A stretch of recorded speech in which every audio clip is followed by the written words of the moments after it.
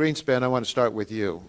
You were the longest-serving chairman of the Federal Reserve in history, and during this period of time, you were perhaps the leading proponent of deregulation of our financial markets.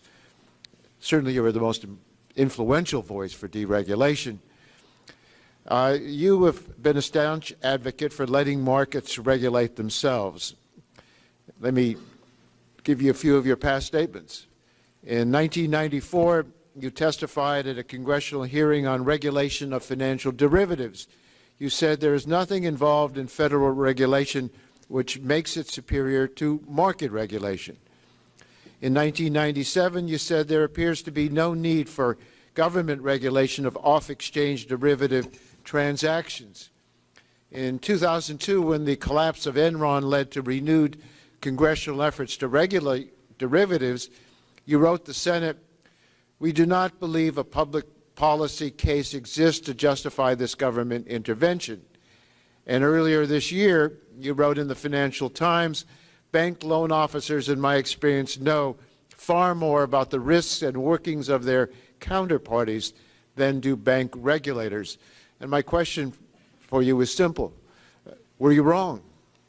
It's important to distinguish the size of this problem and its nature. And what I wanted to point out was that